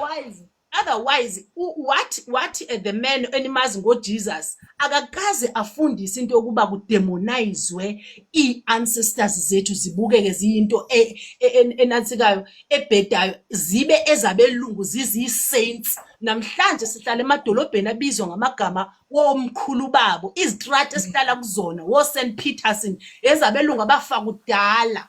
So ukuthi wena ubizi ancestors zakho mangabe izinto zithi go wrong, it's good with uNkulunkulu liyonto ngoba awubizi Sathani. After all ubiza abantu abagood bakini ukuthi mabakugayide, uyayibona? Otherwise ayikho futhi at the same time into wrong ukubiza uYahusha. Mina ngibiza yena, ngibiza yena makuthiwa kunzima ngibabiza bakuthi bangiguide ezintweni zonke. Information that I have right now ngithola from my guides, my ancestors, my angels abakwazi ukuthi bangibonise izinto ezinjengalezi. So noma yini oyibiza ubeliever kuyona, it will work for you as long as ingenako ukungcola, ingahlangananga nobumnyama, iwukukhanya. Exactly. Oh. Just meditate. Oh, sorry guys. Oh, just meditate. Try to meditate, guys. Just meditate. You're gonna open something. Just try meditation, guys. You're gonna see. Okay, you can speak. Nganabantu aphezansi bathi ngoku siyashumayela. Hayi guys, kaloku le into about uchilo sisiwathi ingomoya so iyo lento siyitsala ezantsi. So guys, mina bendizawuthi ne make sijonge ilizwe lase-America indlela abaphila ngayo baphila i-fake life. Bafuna ke ngoku sinxibe i-makeup njengabo, sifaka amazipho sithini. Ebeke wayicacisa omnye usisi nje xolo uba ndingamazi igama lakhe, icacisa apha ku-TikTok esithi yegayizini ngiyaqaphela uba la mazipho siwafakayo arepresenta eza mermaids phansi komhlaba. Kwezi nkonzo ke zosindiso xolo uba ndide ndiyimenshine ngaloo ndlela. Kwezi nkonzo zosindiso bakhona ke abantu phayana. Okay. Bakhona abantu phayana abamanifestayo basho bathi thina besisebenza ezantsi emkhathini. So lento idla ngothethwa ngaba bantu besithi bona bangama-devil worshippers. Guys, mina into endifuna uyiveza is that yile yenzekayo ke ngoku. Bafuna bayekile uba mayenzeke spiritually. Bafuna i-devil worshippers, sorry, lo Satan simkhonze sonke apha eAfrica. Kuza lento kuthiwa ke ngoku i-digital ID ezofakwa emntwini. If awunayo wena uzawubulawa or else awuzuthenga uzuthini. Ngumhlaba wobani lo? Kutheni lento kufuneka sive ngabo? Silwa londo ke apha kule platform.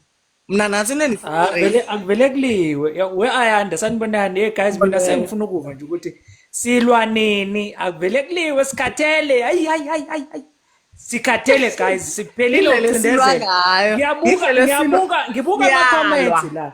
Hey guys, ngibuka Siyalwa ama-comments guys, la. Abantu balahlekile. siyalwa. Uyazi abantu Xa sifuna balahlekile. ususa le nkungu isebantwini yento bana ngabana silwe sodwa singabantu abamnyama siyavuma amaZimbabwe arongo ngento ba asuke emazweni wawo azothengisa ngena-permit cause sithi Yeah, umuntu man. walapha eSouth Africa umuntu othengisayo makabe ne-permit iyayiva so ke ngoku sithi Yeah. bona irongo indlela abenza ngayo and ke ngokubona bashushumbise nee-drugs nemizimba bathatha abantwana bethu abezilalini bahambe bayobathengisisa ngemizimba le yayiqonda so ubona bafike bamoshe nathi uyayiva yile nto siyilwayo nabo sithi ke ngoku mabayiyeke le nto bayenzayo masibe unite silwe no-government ugovernment wethu ayeke ukhothamela i-devil worshippers kuyeka urule usathane emhlabeni wethu Okubuhlungu Ayanda, yazi ngikuzwa kahle. Yabona okubuhlungu ukuthi on the other platforms you find ukuthi we are advocating that we should unite and kuyakungiphatha kabuhlungu lokho. Ngithi mina Manani, we cannot unite without calling each other to order because you can see ukuthi we are still misbehaving against each other because abanye beza ngeenhloso ezirongo kuza ke kuloko kushoyo ukuthi one beza lababukele osisi bethu odadewethu esalana uphansi babebahlambalaza bebabiza ngalokho nalokho and ngiyangathi layani oqala nje we cannot agree to misbehavior yabantu that are coming and they are telling us how weak osisi bethu are and they like money blah blah blah and baze baba divide ukuthi amaZulu lokho amaXhosa lokho amapedi lokho ngimina if ever we are to be very honest with each other asiqale ngayo yona le inkinga yokuthi sithengiselane upowder and siwazi ukuthi uyasibulala isizwe we cannot be silent about that because siyazi ukuthi lo powder bawugaya so that they can confuse the ability of a conscious mind. Now if ever we are compromised entweni yokucabanga umqondo lo awucabangi kahle we are weakened, we don't have power, then that's why wonke ama-tricks wabo ezosebenza kuthina. That is why sizobuya siphikisana even with i-religion into esimple esazi ukuthi it doesn't exist, it was formed. I mean if ever you follow history surely you know ukuthi kahle kahle kukhona okwaputshuka from uKing Leopold II okwakusho ukuthi kahle kahle mangabe eAfrika usuhamba eAfrika uyobatshela ngenkolo labantu sebeyakholwa laba bayazi ukuthi kukhona the higher power kukhona kahle kahle ukuthi kahle kahle labantu laba baya believer they are connected in a spiritual high power so usuhamba uyobatshela ngenkolo so therefore sell them the dream, sell them something that will unite them, sell them individuality because mawubuka kahle kahle manje inkolo esibhekene nayo inkolo that is suggesting individuality, that is not giving freedom of who you are, that is not actually giving you a freedom of attaching your true identity. If ever you are black and you are not Christian, then you are not black enough or you are not relevant, you are not a complete human being. Now uzibuza ukuthi kahle kahle kungaba nabantu about 9 to 10 billion kahle kahle that are directed into individuality that favors a certain race and pushes that race into supremacy. Masono mqondo kahle ke wena ikhona into engaba njalo sibaningi kangaka. Ile nto ngithi mina ngikhathele angifuni ukuza mina ngifuna ukwazi ukuthi kulwa nini yabona nje iKenya seyiqalile akuvele kube kubi nje akuvele kube kubi ayikhale baba hayi siswama ngifuni nje kwesiphikisana sivule mics guys ke sithetheni ngalomba apha ngezantsi abantu bafuna ungena nithule nina apha phezulu make sivuleni imic ke sithetheni guys enye into endicela ke siyiraise i-education guys it's mina ngendlela endiyibona ngayo kukulibazisa nje isizwe i-education yethu safuna ulungiswa guys abantwana bafunda izinto ezingena purpose sensho abantu bekumele baba solve o-x benza i-chemistry ngabantu abafuna i-career yemoto okanye bafuna uba ngoogqirha abantu abafundayo abagxile emfundweni ebhalwayo bekumele into yobana zii-lawyers sensho abantwana bangoku umqhathanise mhlawumbe nowaseChina akakwazi nozithungela ishethi umntana umntana u-undermine lo mhlaba akakwazi nolima iflower phako kwabo. Understand guys into esikuyo. Into ngokwesithina esiyenzayo ke ngokuthina sikhona sithengisa iweave ne-iPhones. Guys, maske sizifundiseni utya into esiyaziyo. Niyayazi into bala ngabala ngoku sitya ukutya okungekho right. Niyayazi ukutya esikutyayo ba akukho healthy at all. No, Guys, that's true. That's masiphaka- true, sis. That's powerful. masiphakameni. That's powerful. Yeah. No, angisho manje abantu angeke baze bakwazi ukuzwa dadwethu. Where I ngeke bakuzwe. Oqala, if you remember, I said in my statement, these GMOs, these genetically modified products, they target certain parts of their brains. So the way how they think, they don't think with the brain consciousness of a black person. They think with a compromised mind. Yile nto engishoyo ukuthi oqala seswami yabona mase ukhuluma you are talking now at a very highest vibration. Your frequency is very high. Kwabanye abantu izoba destroy abazukuzwa.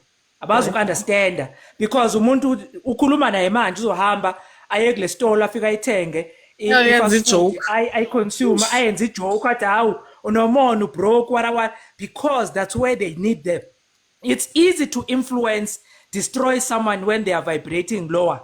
When their frequency is lower, it's easy. You tell them about Nikola Tesla and how the frequencies work, how we resonate with nature. Abakwazi lokho, abakwazi ukuvuka bahambe bayetohweni lalo mlungu okwi same secret society babuye bazokubuka la bakuza ukukhuluma ngayo bangafuni ukuthi bangqine because bayadla lo muntu lo udrain energy yabo each and every time abuya zoflonta ama Mercedes Benz abuya zoflonta indlu enkulu la abuya hambe nomndeni wakhe ele wenze lokhu nalokho abe happy nge-energy yabo.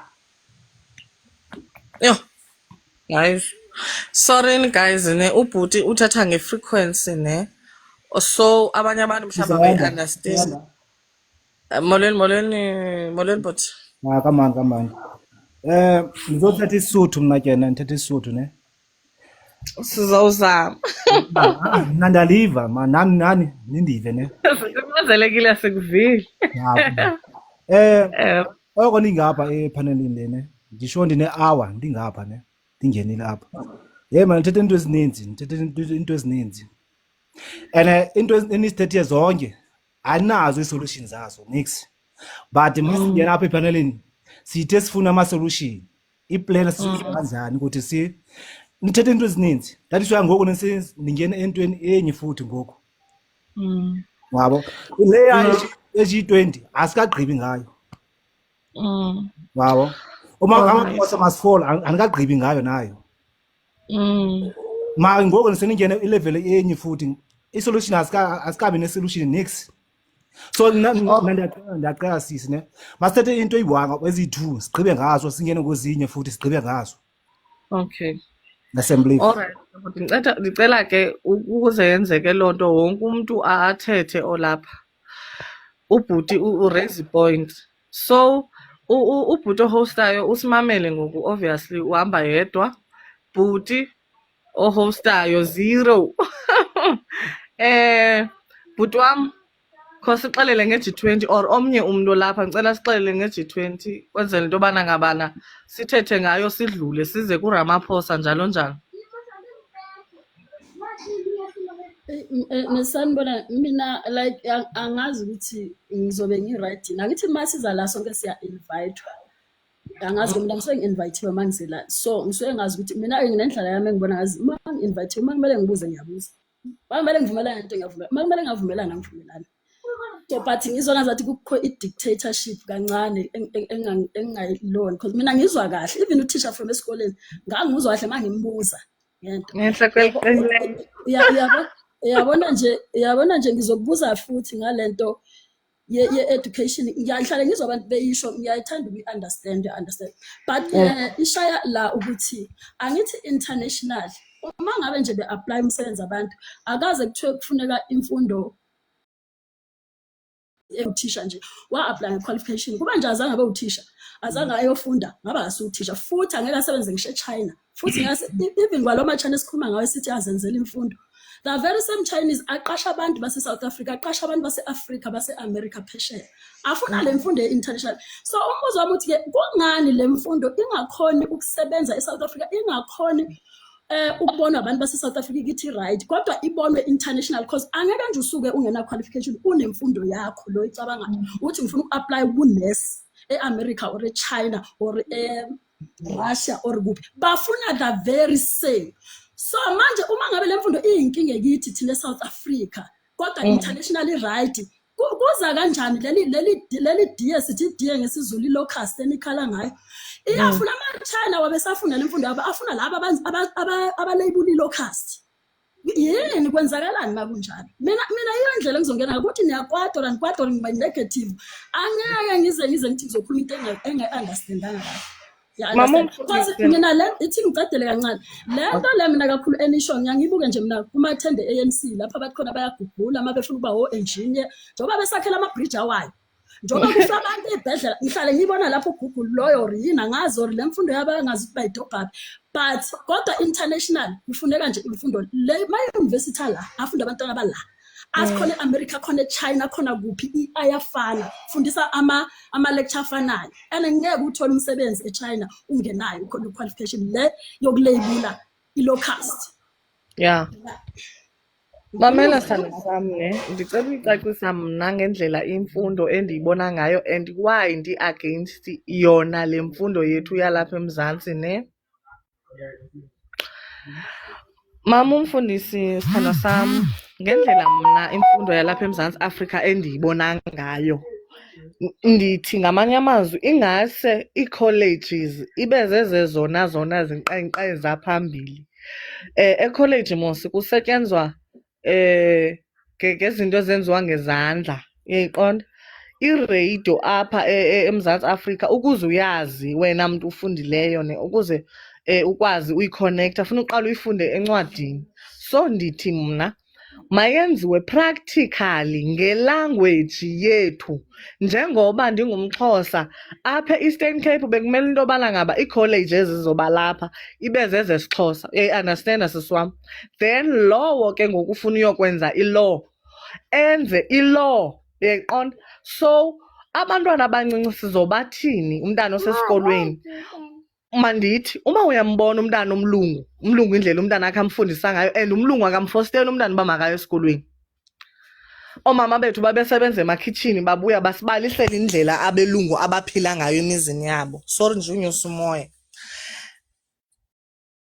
urhulumente wethu ndicela okanye sirhalela into yobana ngabana asifakele imfundo ezokwenza abantwana bakwazi uzikhethela ungathiwa yenza grade R up to grade 12 uzokwazi ke ngoku uzikhethela icareer kuthiwe ke ngoku okay ke uzawufunda u1 no2 no3 umntana ombona into yobana ngabana ugood for ekubhakeni makatshone ekubhakeni okwazi udila ngeyeza makadile ngeyeza utitshala ofuna utitsha abanye abantwana makafunde ke i-teaching nothi le nto ubana ngabana sifunde ugrade R up to iyalibazisa loo nto iyalibazisa loo nto leyo nditsho mna ungangena but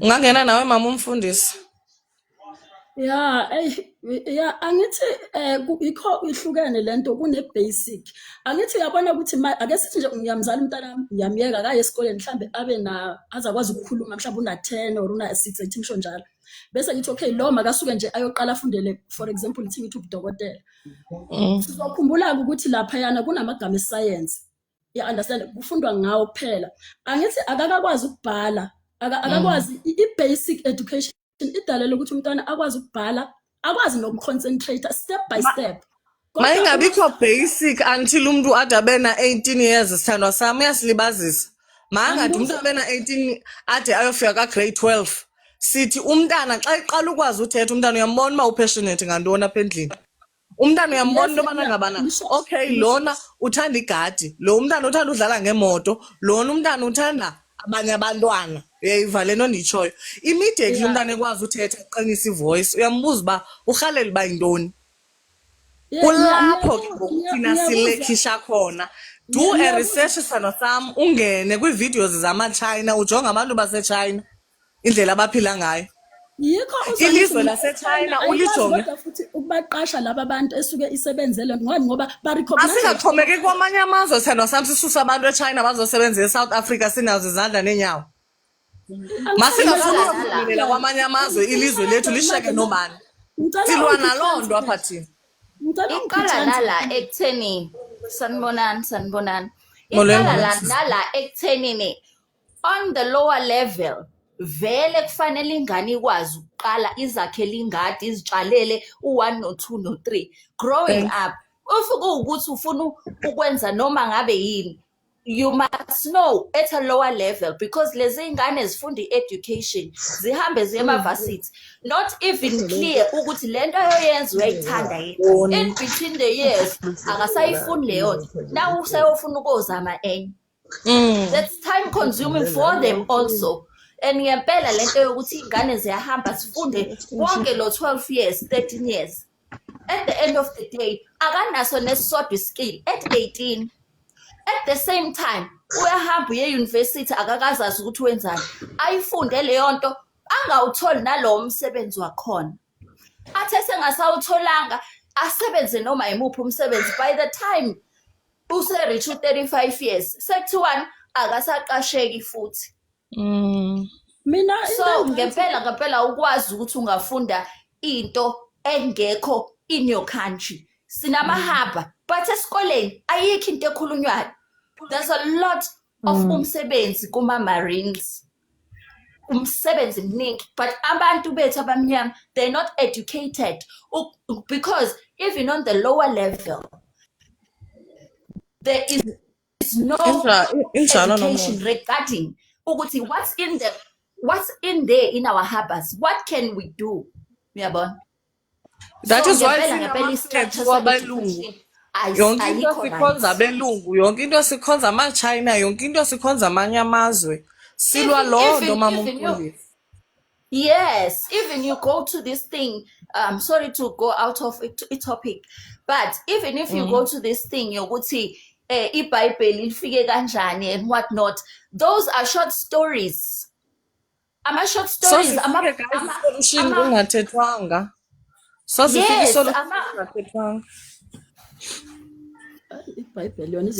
so guys, we need to deal with this G20 thing because awukho umnotho ozofika. iBhayibheli asizungayifaki okanye inkolo asizungayifaki just because umuntu ungumuntu ngenkolo. It's either ule rasta okanye uyintontoni ngiva iBhayibheli ayifaka kuba iqulatha yonke into.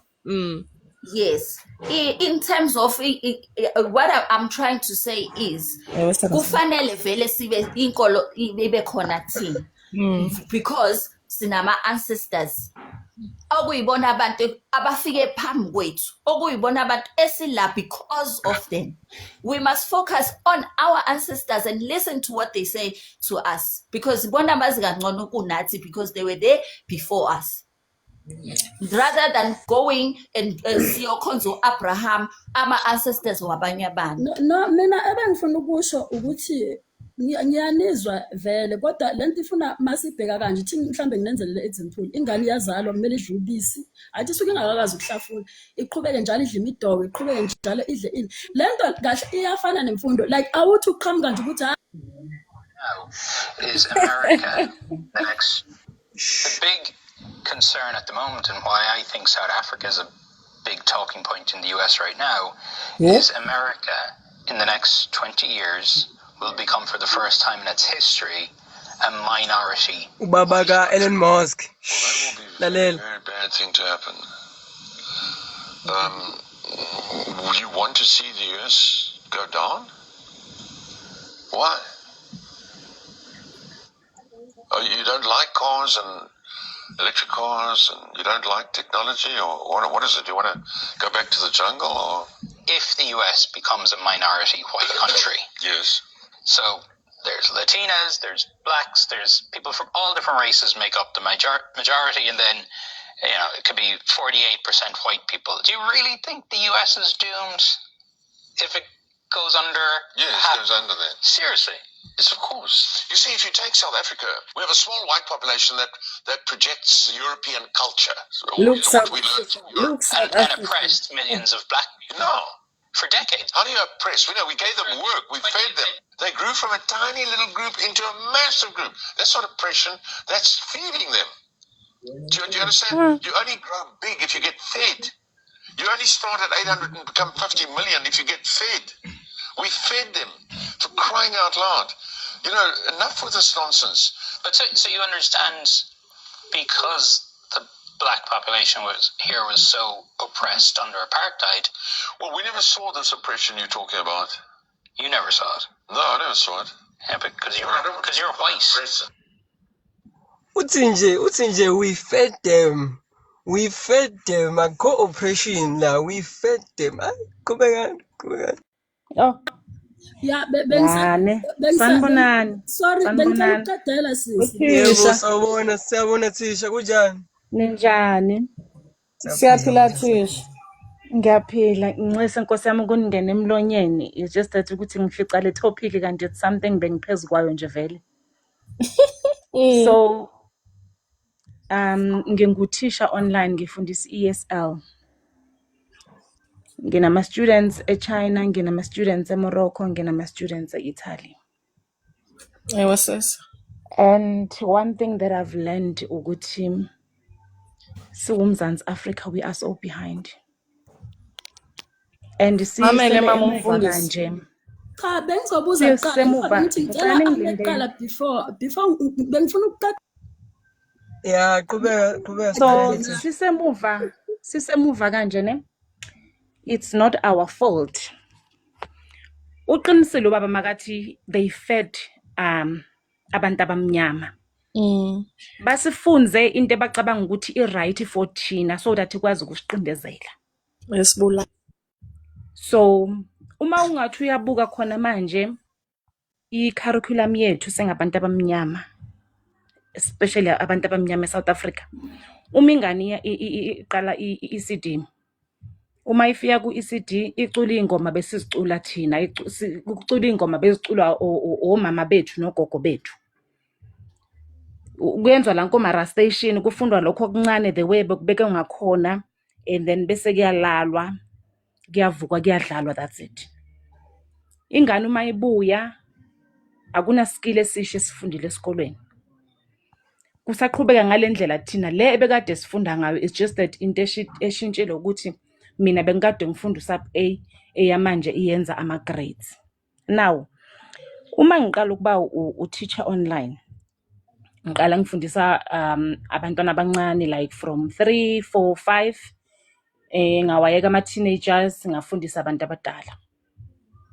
I was so amazed in my first year because i-ECD yase-China, ngizokwenza example ngayo.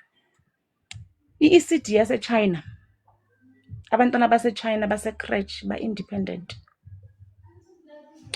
When they come to school, there are so many duties abekwa phambi kwabo, including nayi curriculum, but kunalezi zinto zezandla ezibeka phambi kwabo.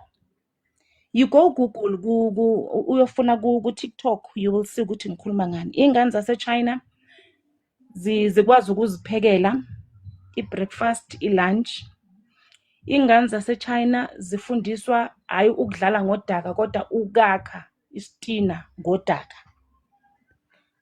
Zifundiswa ukuthungwa, zifundiswa nje i-skills eziningi. Ngikhuluma ngeingane ezise-crèche. Bese kuba nesikhathi sokuthi yes kuyalalwa. Kuloko kulala lokho abakwenzayo, ababandlaleli bona they teach them how to fix their beds. Bese kuyalalwa. Mabaqeda lapho they teach them ukuthi mabavuka, this is how you fold your blanket. Uma uqeda bese uyamove ispontshi sakho uyosibeka kephi. Most of all, one thing that I've realized in all of this, babafundisa teamwork. which thina la siyayileka mostly. Now, my point is, ingane uyidevelopa from an early age. Banikwa wonke lama skills ngalesikhathi babancane. So that omunye nomunye aveze ukhono lwakhe. And makaveze ukhono lwakhe laphayana, uzoqhubeka ngalo. Secondly, i-curriculum yethu la, I don't know ukuthi bayenze kanjani, but it's very weak. Njengoba ngithi ngifundisa i-English as a second language, that is the only thing that I can teach China. That is the only thing that I can teach Morocco. Because you get a child, now I realize that uma sengifundisa abantwana base primary. You get a child wase primary. I promised you. Uthola ingane intelligent. It's just that ukuthi xa kuyisilungu, kodwa le ngane ihlakaniphile. Iyenza izinto ezenzwa yingane zethu la e-high school, even na ku-matric. Kodwa le ngane isese primary. So that means ukuthi iChina isidingela ngaphandle kwama-Meritorious Voice, isidingela ukuthi masifundise ingane zabo i-English because they can simply see ukuthi i-business is booming for bona, and the only way they can communicate is through English. Now, kubalekile ukuthi ingane zethu sizifundise isintu, yes, ama-language wethu. Kodwa mina kule experience enginayo, ngicela ingane Nesukuniphazamisa, sanibona. Cela ningiphe ithuba ngikhulume. Senginilalele sekuyisikhathi eside. Cela ningiphe ithuba ngikhulume. Senginilalele, ngicela ningiphe ithuba ngikhulume. Ngiyabingelela niyaphila nonke. Siyaphila sisondani. Mina ngisukuma nje ngokuthi hey, enough guys, sesinizwile bomalavi niyakhuluma lona loyo wazi lokho, lona loyo wazi lokho. It's okay. Angeke sesiqede ukukhuluma, singakhuluma January to December ngilona loya raise information nayo. Im affecta kanjani, is affecta kanjani si South Africa. Siyabonga nokuthi ni aware of some of the things. Kodwa ke njengamanje sive nisukuma nini naziwe eSouth Africa ukuthi nina ni against yonke le system, niveza nini, what is the solution? Ithini isolution? I-government yazi nini ngani? Nina yekani ukutshela thina lento lela ku social media ukuthi nina nge-education ufuna ini, o ngendlela yokudla kufuneka ini, indlela yokuthi kudla kumele kudliwe ini, whatsoever lokho esenikhulume ngako ever since ngingenile la. I-question ithi niveza nini na ku government, nisukuma nini, naziwa nini ukuthi abantu abanjengani bakhona baya exista and bafuna into kanje, ngoba ke eSouth Africa kukhona i-Christianity, iyaziwa i-Christianity, no government uyayazi, nama holiday Christianity ayaziwa. Nina naziwa nini ke nina? Nisukuma nini? When are you forming your community? I-community yenu niyifoma nini, nisukuma nini, nizenza kanjani nini eSouth Africa, ngoba asinazi thina eSouth Africa nini.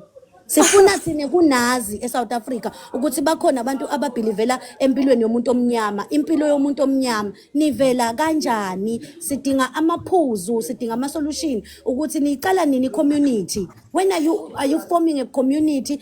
Bese ke zonke lezi zinto enizibalayo nine, education, food, whatsoever, yonke lento yemisebenzi nani izobe siyangena under that. Nisukuma nini? Ngicela ukuyiphendula leyo sanibona. Hey, ngicela ukuvumelana uthisha ngiyathemba niyaphila ubawinile okade khuluma ngeChina ukuthi othisha ukuthi ingane zifundiswa this and that. Ngisebenza eChina ECD, so I teach kindergarten, and I do agree with izinto ayishoyo ukuthi ingane zifundiswa lokhu nalokho nalokho. I do agree, and I do think ukuthi bayabona ukuthi isingisi is taking over, so they are investing ukuthi benze sure ukuthi ingane from ECD zifunda isingisi khona, because bayabona ukuthi ibusiness izopopa la. Thank you. Khona sisobuza ukuthi thina what are we doing? Kune module ebekade ngiyifunda about decoloniality, which is, I'm not sure if it's the government or whatever, they're trying to decolonize a system education in South Africa from Eurocentric to like the African way of doing things. But angiboni is like I'm not mengiqhubeka ngifunda angiboni impumelelo like angiboni sizikhiphani understand sizikhiphani kuya ikhona inqubekela phambili or kwenzakalani but nje kunobihiqi nje okwenzakalayo khona. So even if ithiwa thina sithi yes we are experienced teachers, yes we are not a teacher,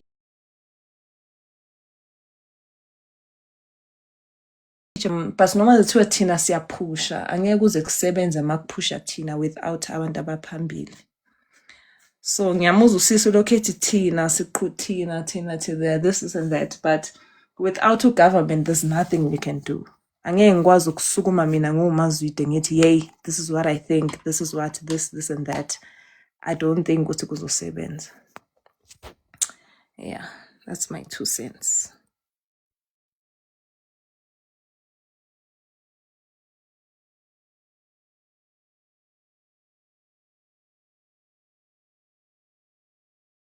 Yeah, there are challenges in decolonization, but I think there is hope. I also think there is hope, but it's so tricky. It's so tricky. Mo lokhu uyifunda le nto ulokhu uyilalela, it's so tricky. Like ziningi izinto ekumele zishintshwe, ziningi izinto ekumele zishintshwe, and I'm not sure if sibambisene sonke.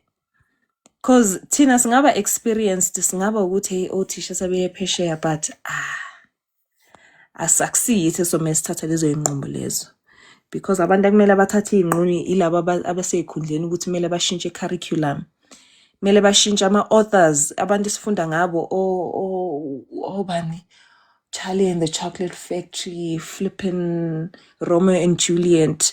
Asifundi ngama-authors ethu, abantu ababhala incwadi abethu, abantu bethu. Like we can't relate to our own African people. So yeah.